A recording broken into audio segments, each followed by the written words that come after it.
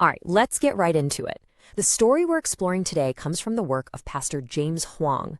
Now, he's a researcher of Korean mission history, currently ministering in Maryland after his time as a missionary in China.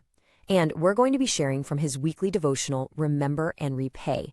This particular story is from the 4th week of March. It's an incredible look at the legacy of a missionary who truly helped change the course of a nation. So, let's dive right in. Our story begins with a doctor's calling and a man who made a choice that seems, well, almost unbelievable today. A choice that would go on to shape the very history of a country he had never even seen. I mean, really think about this for a second.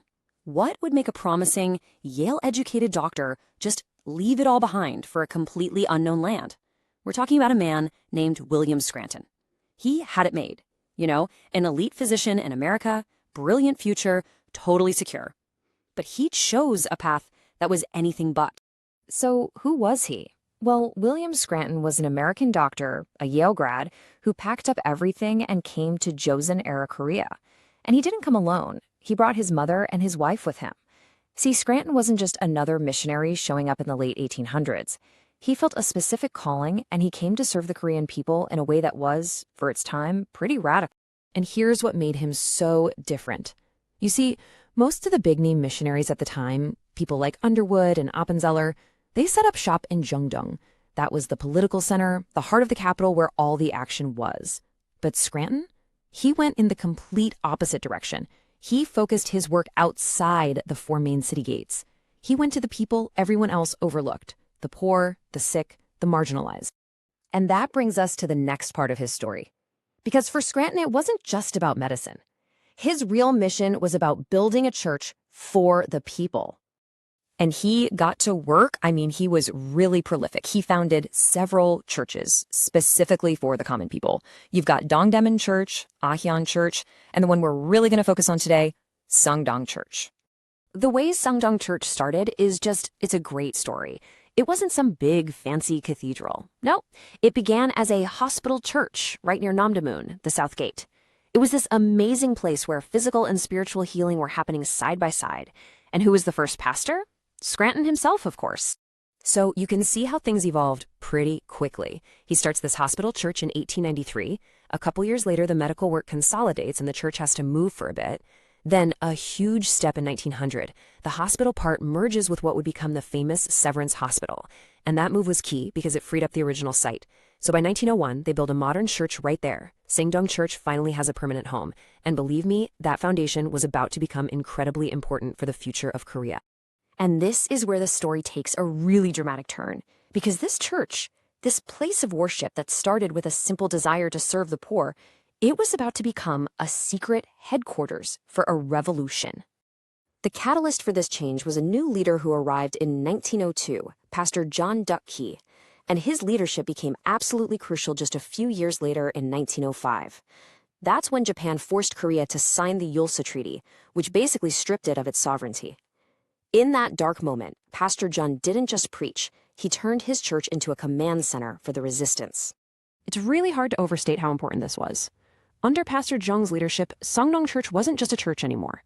It was a sanctuary. It was a safe house. It was a strategic base for some of the biggest names in the independence movement, including a man who would become a legendary figure, Kim Gu.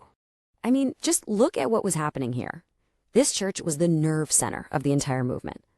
Down in its basement, they were planning the famous Hague Secret Emissary Affair. It was the organizational home of the Shinminho, the New People's Association. They even ran the Sangdong Youth Academy right there, teaching national consciousness to the next generation. It was the central meeting point for anti-Japanese activists. The future of the nation was literally being plotted in its classrooms and cellars. But as you can imagine, playing such a central role in the resistance, well, that comes with a terrible price. And for Sangdong Church, this brave stance would lead to its destruction, but also to its incredible rebirth. The decline began after Pastor Jen's tragic death in 1914. The pressure from the Japanese authorities just kept mounting, and then in 1944, at the height of World War II, they shut it down. They forcibly closed it. And to add insult to injury, they desecrated the building, turning this center of Korean nationalism into a Shinto shrine. Its mission was completely silenced. But the story isn't over.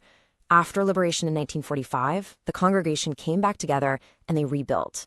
What a powerful symbol of resilience, right? But tragically, that hope was short-lived.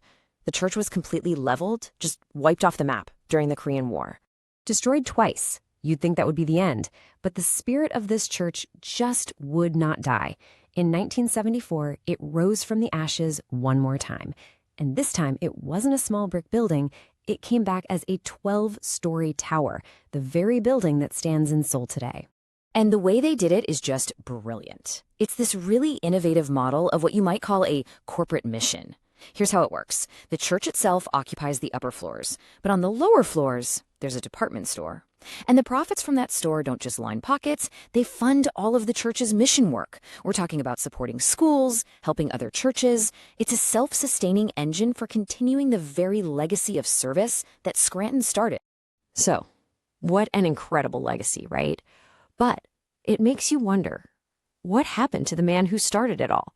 What was William Scranton's final chapter? Well, the truth is, his end in Korea wasn't some triumphant farewell. It was actually kind of sad.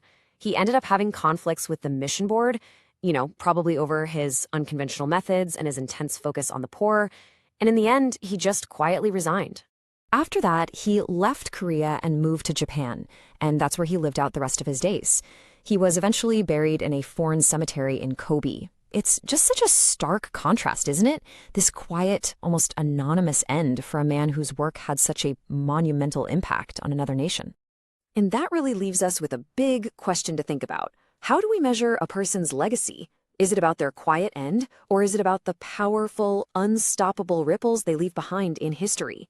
Scranton's personal story faded out, but the church he founded for the poor became this cradle of independence, a beacon of hope that literally rose from the ashes twice. It really makes you think about what it means to leave a mark on the world.